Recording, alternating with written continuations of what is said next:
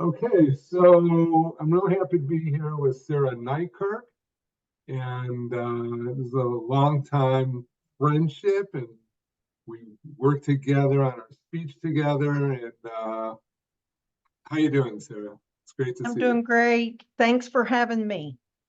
Thank you. So I thought it would be helpful for people to see what I would say is a success story. Most of it done on your own, most of it for sure on your own. And I think it's helpful to see people who have had success with their speech. And there are more than you think out there. And Sarah is certainly one of them. So I'm just going to ask Sarah some questions. We'll keep this pretty brief, but I think it'd be real helpful for everyone. So when we first met Sarah, I mean, you had improved your speech so much already. What do you feel you still needed to accomplish? Where were you on your journey? I think that, where I was on my journey is that I'd already tackled a lot of things as you had said. I think that down deep, I always knew that there was work to be done, that I wasn't going to just accept the fact that I had this speech impediment and that I was going to woe is me, I'm not going to ever be able to accomplish all my goals. And so I had the mindset that I knew intuitively that there was work to be done. So I was hungry, if you will, for looking for ways to make my speech better. And so I'd been through Toastmasters and done a lot of things in terms of working on my speech. So when I met you, I feel like it was like that final thing, if you will. Like I had, been to speech therapy, I'd been to Toastmasters, I'd put myself out there in lots of places, practicing and working and doing all of those things, but there were still those really scary places, if you will. And so when I met you, I think you helped me get over that scary hump, if you will. So just a couple examples. What are some things you felt you needed to accomplish? Well, what I had done up until that time is that I had learned that I could public speak better than I could in some other ways, if you will. So, like if I worked on my speech and I could give a presentation or those kinds of things. And so I was getting more and more accomplished, if you will, in those settings and having the confidence to do those things. I could lead meetings and those kinds of things, but I wanted to be comfortable in every setting. I wanted to be able to approach every single word. I didn't want my speech to control me. I wanted to be able to finally control my speech.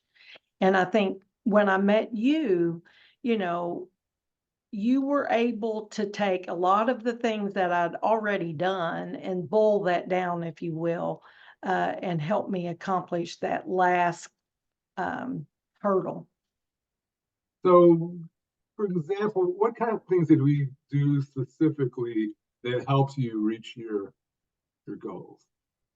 Well, I think that everyone who stutters has feared words. Sometimes it's your name. Sometimes it's a word that maybe you've stuttered on your entire life, or, maybe it's an emotional word that's tied to a family member or situation or what have you. But, there are those words, if you will, that all people who stutter have some fear about. And I still had those words, even though I'd been to Toastmasters, I'd been to speech therapy, I'd done all those things. There were these certain things that, still had me, if you will. And you were able to help me realize that they're all just words, and a feared word is no more scary than a non-feared word if you approach it with the mechanics and do it in the way that you control the breath rather than the breath control, um, you know, or I guess no breath controls you. Mhm.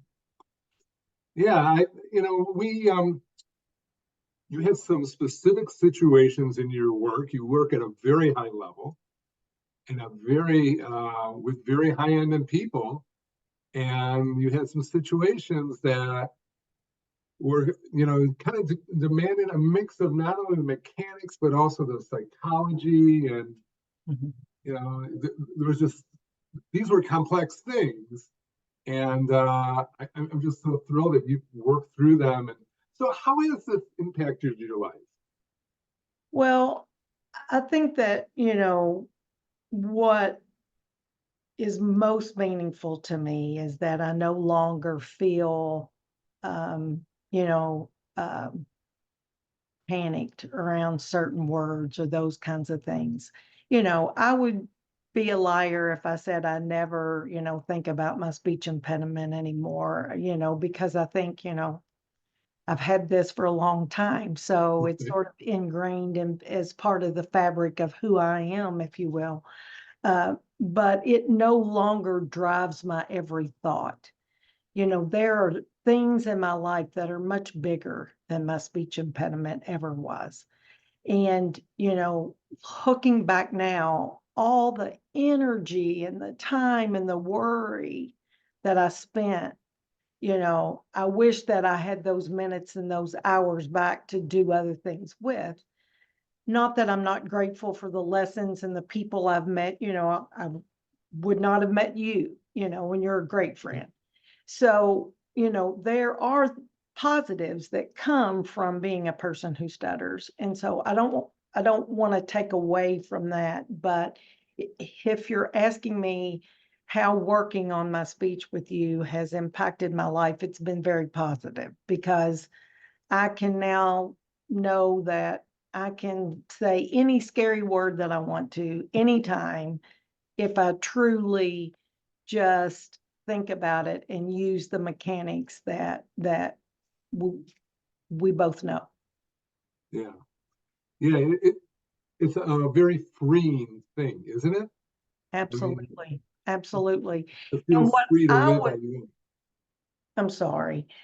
What I would want everyone to know is don't give up.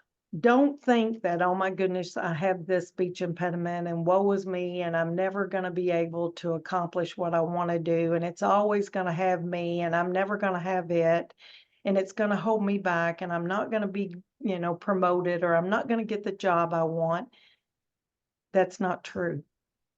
That is not true. There is always a path forward. Beautiful. Hey, Sarah, always a pleasure to talk with you. Thanks again, and I think you're going to help a lot of people with this. I sure hope so. Thank you, Larry. Take care. Thanks. Bye-bye.